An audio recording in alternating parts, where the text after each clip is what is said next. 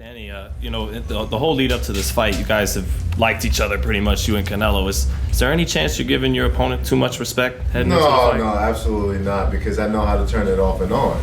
I have a job to do, but I do my job with mean intentions too. So when that first bell ring, I'm going to go in there and try to take your head off. There's no buddy, there's no, amigos, there's none of that. It's just going in there and taking care of business.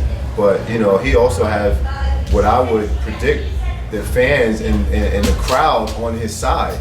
So for me, I want to go in there and not only gain a couple fans, but go in there and do damage in front of his fans. I want to embarrass him, like I've always said. This is the name of the game. This is boxing. Ain't no buddy inside that ring. Somebody can go in there and kill you. Somebody can go in there and do real damage to you to where I can't go back to my family and have a normal life. I can get really, really hurt. So I don't take this thing lightly. I mean, yeah, what you see on the outside is just me being cool and casual, but at the end of the day, I want to prove that I'm the best, but by being the best version of me, but doing damage most importantly. Well, it's interesting that, like you just said, do damage, put a hurting on Canelo, because Andre, I want to know what you think too. Do you want to limit the exchanges in this fight though, because Canelo is so good in the exchanges, making a guy miss and then making him pay in the exchanges? Do you want to limit that, the amount of it being a firefight, because that may be, do you feel that's Canelo's best chance to win would be to exchange punches with him? Or well, it's called the art of boxing, to strike without being struck. So of course that's what it is. We do not want to be just playing rock'em sock'em robot. Right. Although if it came down to that, I'd expect Danny to be well ahead because he has incredible flash combinations that he throws, and if he gets you hurt, he will rumble you down to the ground. And I think that would be in Canelo's least best interest to try to engage in a massive firefight. I believe he would lose each and every time he tried, because we're not going to throw a 1, 2, 3 like Golovkin does. His arsenal is 1, 2, 3. Stop. 1, 2, 3. Danny's arsenal is 1, 2, 3, 4, 5, 6, 7, 8, 9. That's where it comes from. And once again, our job is to keep him under our control, not to be, I'm at bay with Canelo. I'm moving and retreating from Canelo. Danny's the bigger man, he's the stronger man, he's the faster man. If he has to put his feet in that ground and start digging on him, you're going to see something very explosive. Danny, you talked about your grandmother a lot. In the years that have passed, how much do you think about her before each fight? And what do you think she would think about this moment, seeing that you've gone through all the adversity with cancer and now you're on the biggest stage of your career?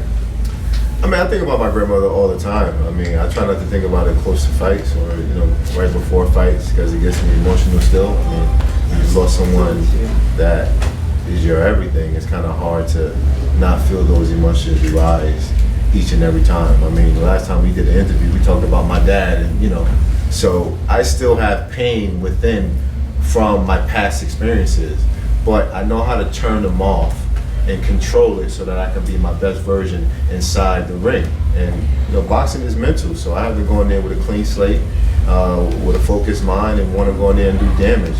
And I can't think about anything else other than getting the job done. You talked about nervous energy. When's the last time you were nervous for a fight? It might have been the second Sergio Mora fight. And it wasn't because I was fearful of anything, but it was I don't even know what it was. We already beat him. We was going out there, but I was extremely nervous. Normally Andre slaps me, right? When I tell him, Andre, I'm a little nervous, you got, help me out. So he slaps me, he was like, get yourself together. You know what I mean? And we went out there and we did the work, but, I spoke to a good friend of mine, Andre Jarrell, years ago. And he told me every fight he gets nervous backstage. And he says, I don't even understand why I'm even doing this, how much I get nervous, but we're human, but I do a lot of meditating so that I can control that aspect of it to where I can be mentally focused and strong and go in there with just no nervousness. Because sometimes nervous affects you in a bad way. You know, your legs may take a couple rounds to get strong, or if you get hit in that first round, you might not be able to take the shot. But I've been at this platform before. I've been at this stage before. Maybe not of this particular magnitude, but I've had thousands of fans in the crowd cheering on the fight, knowing that millions of people are watching in the world. So I've experienced this before. So it's not my first rodeo. I don't look forward to being nervous. If anything, I'm excited. I want to get in there, and you know, I don't want to say I want to bang, because you know you're gonna take that as me going in there and just want to knock them out. But I want to bang. I want to give the crowd a good show. Hey, let me tell them a story. I'm gonna tell you guys a story when we were fighting Kid Chocolate. So we get in the back, and Danny says, "I'm nervous." I said, "Okay, bah! Let's get ready to rock and roll." So he warms up, and he comes over and says to me, "I'm gonna knock Kid Chocolate out." So I said, "Okay, good." I said, "But let's just be careful." And he says it again going out. He said, "I'm gonna knock Kid Chocolate out." So I'm expecting Danny to come out, you know, stick, sharp, get it going. He jumped on Kid Chocolate like Kid Chocolate stole his lunch money, and I was surprised. Oh my God, he beat him into oblivion. And I just a moment of it, because you never know with Danny, but that was a spectacular moment. So you guys look out.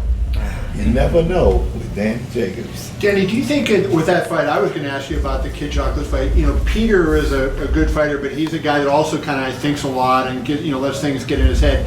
Did you jump on him for that reason, because you know he's probably back there nervous and he's thinking about you and thinking about all the possibilities of what could happen? No, I jumped on him because that's in my nature to do when I have a guy hurt, is just to go in there and try to knock him out and get the job done. And we have our drills that we do, that we formulate a game plan just to go in there and throw punches and bunches, and if you don't get the knockout, then eventually the referee will see a lot of unanswered punches and they'll stop the fight. So when we had him hurt, you know, he was one of the strongest fighters that I've ever faced, and he didn't even hit me. I felt the wind go past my ear when he threw a right hand, but just seeing his physique, I knew it was going to be a long night had it gone to decision. So that also probably helped me and motivated me to get the job done as soon as I could.